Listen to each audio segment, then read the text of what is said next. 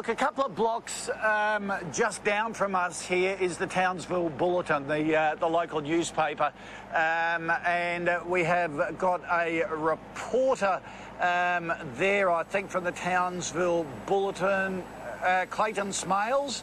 Have you got us there? I have, yeah. How are you, Koshy? Hey, Clayton. Good, mate. Look, we're tucked in behind the hill and at the back door of the studios. Your building's pretty exposed, I've got to tell you. How was your night? Yeah, no, it wasn't too bad. We actually put the newsroom part of the papers a couple of blocks down, and we were forced to evacuate there yesterday morning. We were told to leave that building because there was a chance that the tidal surge would inundate the building. So we moved the makeshift newsroom into the press centre where the paper gets printed, and there was a small team of us worked yesterday, put out a little 20-page paper. Hopefully it'll get through to some people this morning. Yep. Clayton, what are the reports you're hearing from your mates around town? You know, you guys are so well connected and plugged into the local community. Have you been keeping in touch with them during the night? Yeah. Where power didn't go out, Koshy, we've been keeping up to date with our colleagues, scattered around various parts of Townsville. There was lots of trees coming down. Little bits of coming off buildings. We popped outside every sort of hour or so to check on the conditions, and it's a pretty secure building where we are, but just outside there was, the conditions were changing sort of, every hour. It was, swirling, very, very strong winds and rain sort of whipping at you one minute, and next time there'd be no rain, and the winds would be strong, and then the winds might die down for a bit. So even a bit of our building, sort of a bit of skirting board sort of come loose and sort of crashed down. And we saw a power line go down when we were outside having a look, and it sparked up, and a few signs, and the palm trees all along the street where we were, they'd just been totally denuded. There's no fronds on them. Yeah. Unlike you, I'm pretty naive with cyclones, and the first one I've been in, and what has staggered me is those pieces of awnings, those signs that just come hurtling up the street like missiles, like guillotines. It's extraordinary. Yeah, it's unreal. You got to be really careful. There was a building across the road from where we are, and the sign, ripped off, and it's pretty hairy. Sometimes you feel the wind and it's not too strong, but then you see other parts of Townsville and you hear reports where it's really, really strong. And one of the blokes I work with, he rang in before to say that a palm tree fell on his clothesline, and then he had enough space to look out. He had a new view of his out from his house because he's got a lot of trees around his property, and then he saw that a tree had fallen on his car, so he had a double bunger. Right, yeah. Look, I think there's going to be a lot of stories like that. Clayton, thanks very much for your time. Are you still blacked out? Well, we've got backup power where we are, but okay. The suburbs around the CBD are blacked out. Yeah, absolutely. Went off about 11 o'clock here last night. Mate, thank you for that. Really appreciate your time. We'll check back in a bit later. Cheers, bye. Yeah, power around here went off about 11 o'clock. We have our trusty generator that has been roaring and keeping us on the air at the moment. So well prepared here, and thanks so much to the techs, the technical staff, and all the staff here at Channel 7 Townsville. We all bunkered in tonight. Everyone pitched in last night. It was the help that they're giving us today to come to air is just superb. So my thanks to them.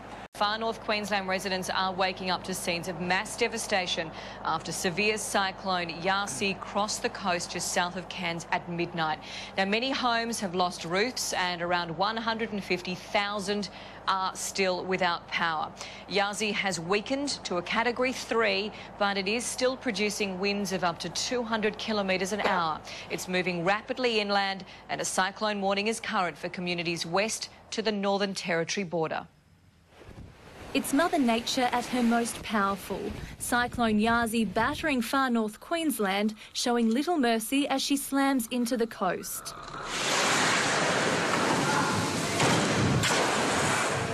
Its staggering force uprooting trees, knocking over power poles and ripping off roofs.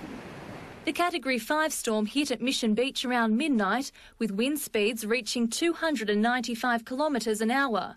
In nearby Tully, Scott Christensen huddled in his bathroom with 13 family and friends. We were on the edge of Larry and we were sort of, I've been through a couple of other smaller ones, but never ever felt anything like this.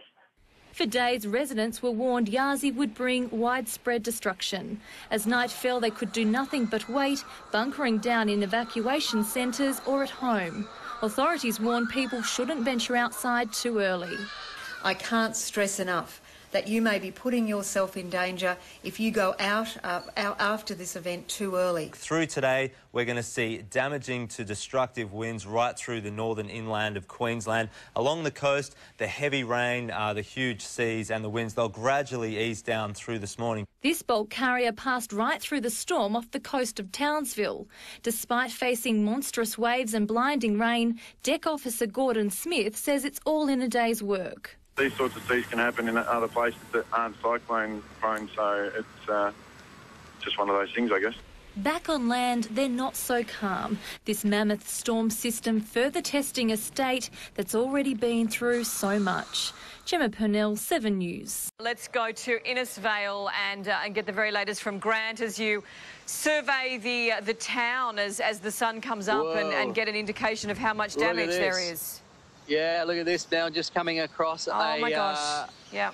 a house that is absolutely torn in half.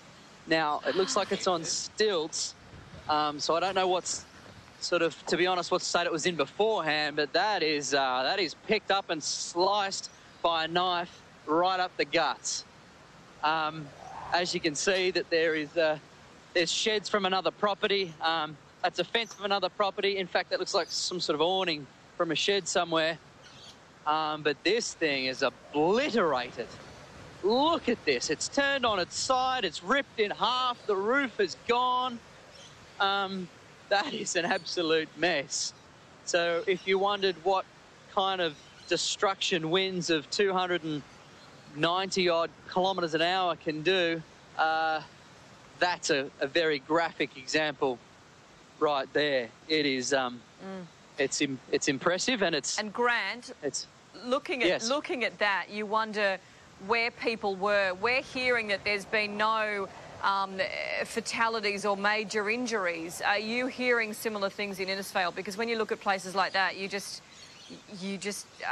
be staggering to think that nobody has been hurt. We can only hope they haven't. We're now on the outskirts on that road, sort of down towards Tully, where we know the eye went through. Yep. So, you know, obviously, I think Innisfail, from what we could see when we left there this morning, structurally, the CBD was looking quite impressive. Looked like it had a couple of bruises, but it was pretty much intact. Surrounding suburbs, we had a look. It looked like some roofs were off, some sheds, minor stuff.